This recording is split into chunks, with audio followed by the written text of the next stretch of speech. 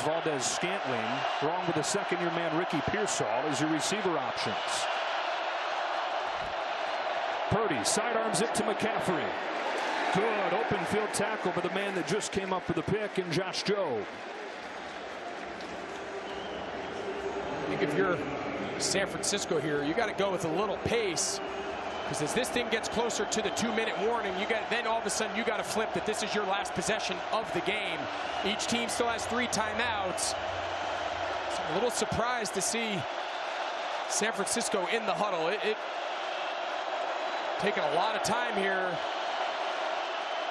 They basically said at this point, this is it. This is our game. With 3 timeouts and the 2-minute warning. Purdy's given time. Wants it all. Downfield. Pearsall's got it. Ricky Pearsall inside the 25. Biggest play of the day. 45 yards with 2.5 left. All right, so we've talked all day about the difficulty protecting Purdy, but not when the game's on the line.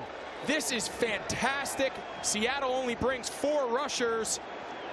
Woolen misjudges that ball in the air, and that's just a big-time double move there by Ricky Pearsall. And now if you're San Francisco, you want this to take as much clock as you can.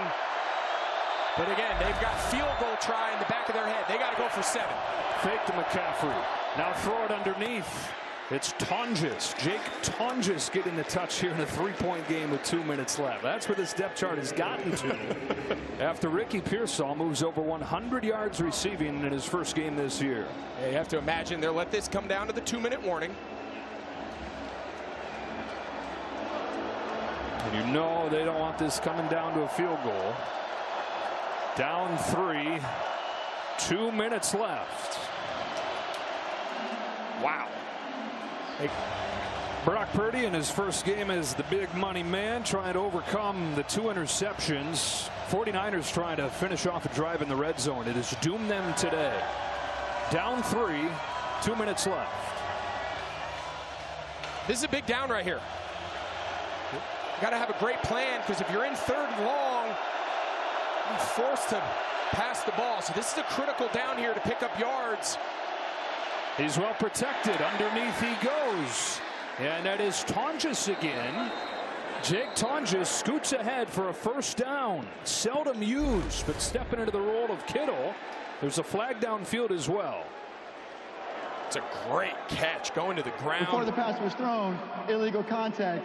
Defense number 29. This penalty is declined as the play results in a first down.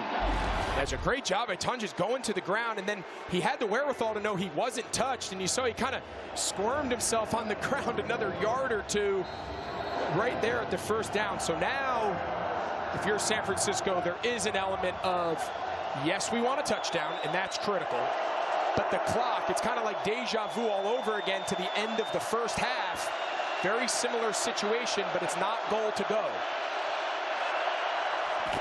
Handed off to McCaffrey. Short gain inside the 10. 1:49 and a timeout taken by Mike McDonald here. First one used by Seattle. 30-second timeout. Please reset the game clock to 1:50. Thank you. Seattle was really good in close games last year. San Francisco was 2-6, and in this league you're going to play in close games more often than not. 13-10 with 1:50 left. And again, think back to the sequence of events at the end of the first half. San Francisco has the ball under the 2-minute warning with possession, knowing they come out of the half, getting possession again, missed the field goal. Seattle goes down and steals 3 of their own, and that's the difference in the game. And they're back in a very similar situation now here at the end of the second half. It's blocked field goal as well. 2nd down and 9. They can get a first down at the 2. Purdy steps up, has McCaffrey inside the 5. He's thrown down by Tyrese Knight and Ernest Jones. And it's 3rd down and 2. Second timeout used by Seattle here with 1:44. Preserving as much of that clock for a strike back as he can. Seattle defense led the way in the 10-win season in his first years. Done it again today. Can they stand tall one more time? So if I'm Shanahan, I am not afraid. Whatever my best play is, this is third down, gotta have it. Whatever my best play is. If it's a run, great. If it's a pass, great. If I'm him, I'm getting the ball to number 23. However I can, because I'm going for the win. He swinged out into the end zone, wasn't open. Purdy keeping it alive. Brock Purdy lofts one. It is Tonjes. Touchdown, San Francisco. Jake Tonjes, who had never caught a pass in the NFL, has caught 3 today, including the go-ahead touchdown with 1:34 left. Wow. What a play by Purdy. Nobody happier in this stadium than George Kittle. Unbelievable job just creating second reaction scramble drill, and then probably the guy we least expected coming into this game to play a critical role. Made countless big receptions on that drive, and Hold your breath here a little bit for the extra point. Moody out of the hold from Morstead. Snap from Weeks. He's got it. I mean, you might literally be right. Out of the 53-man roster, who is the last guy that you think is going to make an impact? It might have been Jake Tonjes, but the injury to Kittle, Tonjes gets his chance, and man, does he take advantage of it. Yeah, so they go empty.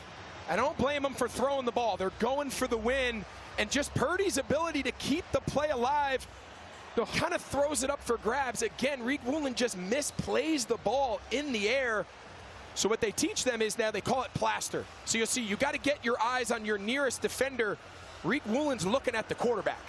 When the quarterback breaks the pocket, plaster technique is get your eyes and your hands on the nearest receiver and stick to him. He kind of loses track of Tonjes.